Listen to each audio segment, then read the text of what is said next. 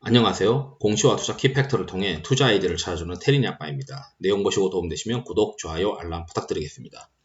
LG노텍의 2분기 실적에 대해서 컨센서스가 신고가가 나왔어요. 이러한 신고가를 어떻게 확인하는지, 그리고 이걸 통해서 우리가 어떤 아이디어를 보고 이 스마트폰 시장은 우리가 언제쯤 투자하면 좋을까, 이런 것들을 좀 다각도로 고민하기 위해서 영상을 준비했고요. 제가 이제 드리는 엑셀 자료가 있습니다. 라떼 회원분들한테 드리는 엑셀 자료 중에 컨센서스 시계열 데이터가 있는데, 시간대로 이렇게 이제 날짜별로 애널리스트들이 추정치를 이제 기입을 한 것들이 있어요.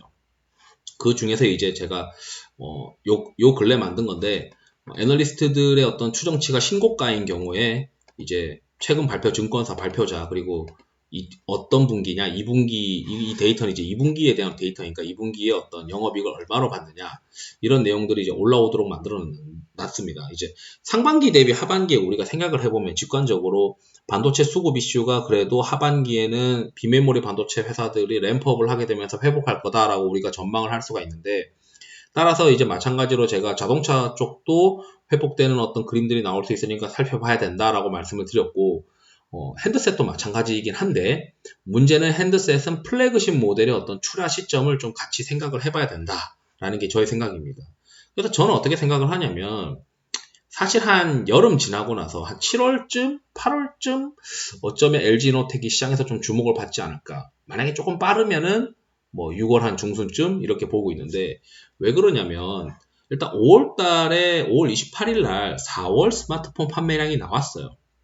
근데 이제 뭐 대부분 다 기저효과로 이제 전 글로벌로는 기저효과가 좀 확인돼서 그렇고, 쭉 이제 보면은 인도 이런 데는 이제 중저가 폰들이 많이 팔리는 인도 시장이 망가져 있기 때문에, 인도 시장이 코로나 때문에 망가져 있기 때문에 여전히 부진하다라는 거죠. 그래서 이 중화권 폰에다가 뭐 자꾸 납품하면서 실적 올리려고 했던 기업들은 지금 상반기에 실적이 부러져 있고 하반기에나 이제 좋아질 수 있는 요인들이고, 그나마 이제 애플이 그 아이폰 12 시리즈가 좀 늦게 출시되면서 판매가 좀 되면서 기저효과가 있어서 YOY로는 좀 되고 있는데, 시장에서는 이 애플도 결국에는 MOM으로 지금 빠지는 구간으로 들어갔다라는 거죠.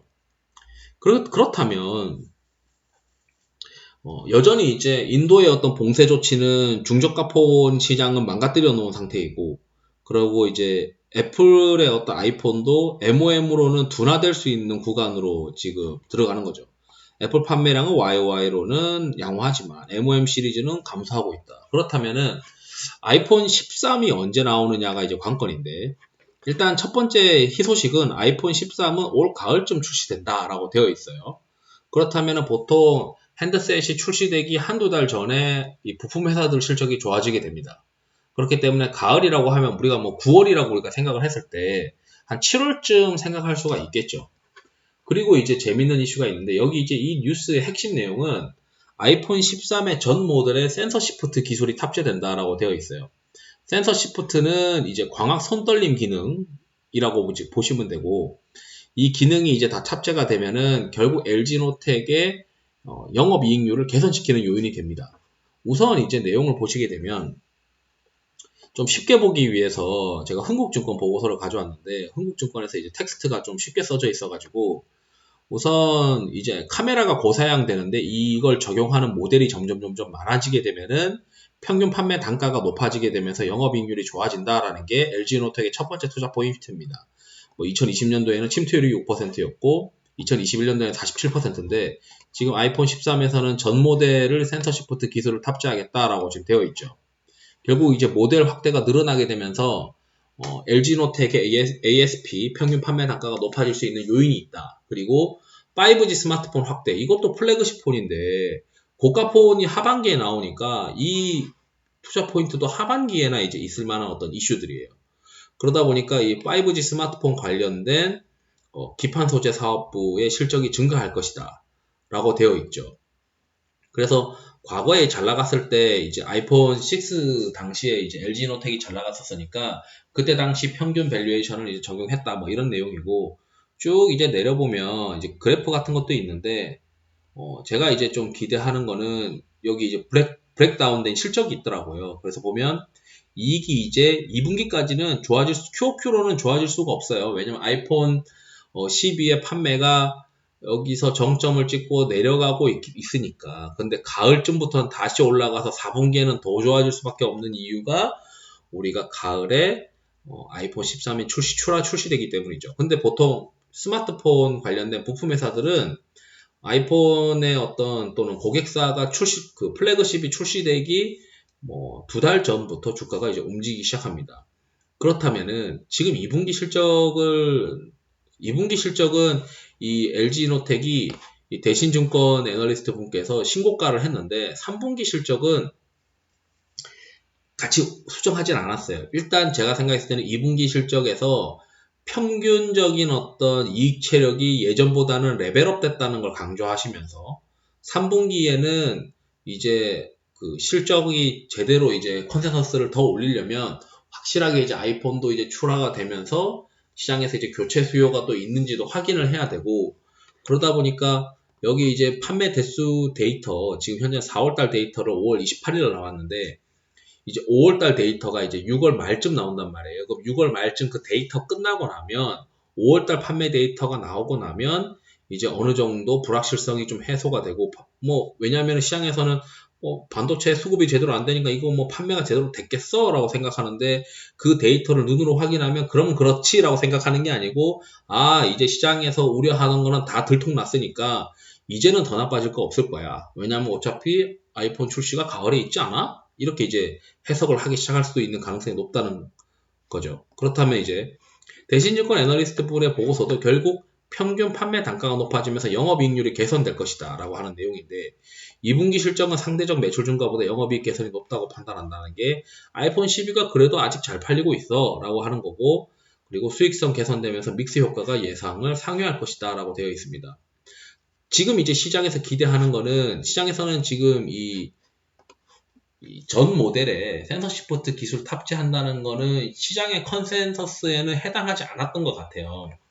여기 흥국 애널리스트도 침투율을 보게 되면은 광학솔루션 사업부에서 센서 시프트 침투율을 2022년도에나 이제 한 80% 이상으로 침투할 것이고, 올해는 이제 절반 정도로 이제 예상을 했었는데, 지금 아이폰 13 전 모델의 센서 시프트 기술을 탑재한다고 하는 내용이 나오고 있다는 거는 하반기 그리고 내년 2022년도 실적 컨센서스가 굉장히 올라갈 가능성이 높다는 것으로 해석을 할 수가 있습니다.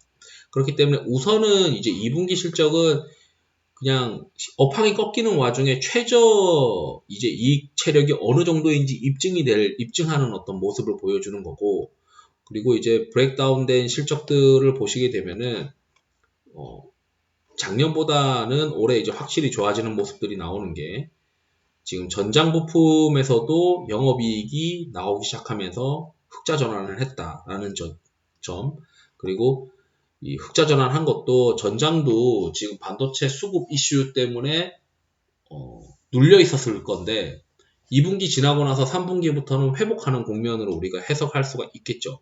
그렇기 때문에 이제 전장 부품의 어떤 회복, 그리고 기판 소재의 어떤 꾸준함, 그리고 광학 솔루션의 어떤 채택 증가로 인해서 실적 증가, 그리고 이 실적 증가 요인이 정말 아이폰 13의 전 모델 센서 시프트 탑재로 인해서 실적 증가하면서, 지금 이 애널리스트 분의 어떤 추정치는 실제 이제 전 모델 탑재하는 건 아니니까 3분기 실적이 컨센이 상향되겠죠. 이게 전 모델이라는 게 확실하다면. 그래서 이제 3분기 실적 컨센도 상향될 수 있는 요인의 어떤 기업이다라고 보면, 우리가 이제 전체 이제 스마트폰 시장이 지금 영 마탱이가 가 있는 상태인데, 이 마탱이가 간 스마트폰 시장의 어떤 아킬레스건이 중저가 폰 시장은 인도 시장이 박살나서 안 되고, 그 다음에 이제 인도 시장이 좀 회복이 되는지, 그리고 5월달 판매 데이터도 좀 나오는 5월달 판매 데이터의 경우에는 6월 말쯤 나오겠네요. 5월 28일날 4월달께 나왔으니까 5월달 판매 데이터가 이제 어떻게 나오는지 다음 달 말에 한번 보고, 그러면 한 7월달쯤 제가 봤을 때는 LG이노텍의 어떤 오더가 확실히 들어갔으면서 LG이노텍의 주가가 슬금슬금 다시 올라가지 않을까. 왜냐하면 지금 밸류에이션이 이 추정치를 최고로 세게 쓰신 분 기준으로 보면 2021년도 예상 멀티플이 7.4배밖에 안 돼요. 그렇다면은 여기 이제 쭉 보면 골 때리는 게 인권 침해 때문에 마탱이 가는 그 오필림이라고 하는 회사도 밸류에이션이 훨씬 비싸요. LG노텍보다. 여기 보면은 PER도 그렇고 PBR도 그렇고 여기 보면은 인권 침해 중국 오필린 애플 공급망사 탈락하면서 LG노텍 반사이익보나 이런 내용도 있는데 지금 일단 밸류에이션은 훨씬 더 오필림이 비싼 상황이다. PBR도 비싸죠. 그래서 제가 봤을 때는 이 LG노텍이 이 센서 시프트가 전 모델로 탑재하고 핸드셋 사업부가 결국 반도체 수급 이슈로 해소될 수 있다고 생각을 하면 이 플래그십 모델 출하가 가을이라고 생각을 했을 때, 아이폰은 가을이라고 생각을 했을 때 한 7월쯤부터 좀 꿈틀하지 않을까. 물론 자동차는 좀 더 빨리 꿈틀할 수가 있어요. 자동차는 플래그십 모델이라고 하는 어떤 개념이 아니고 지금 눌려 있었던 게 다시 회복하는 거가 먼저니까. 그래서 이제 그 하반기에 어떻게 두 가지 컨셉, 반도체 수급 이슈 해소되면서 자동차 쪽 그리고 핸드셋 쪽 이렇게 보게 될 때 핸드셋 쪽에서는 그래도 밸류에이션이 싼, 제가 이제 외부 요인으로 모두가 적용돼서 회복되는 경우에는 상대적으로 밸류에이션 싼 기업이 시장에서 편하게 생각할 가능성이 높다.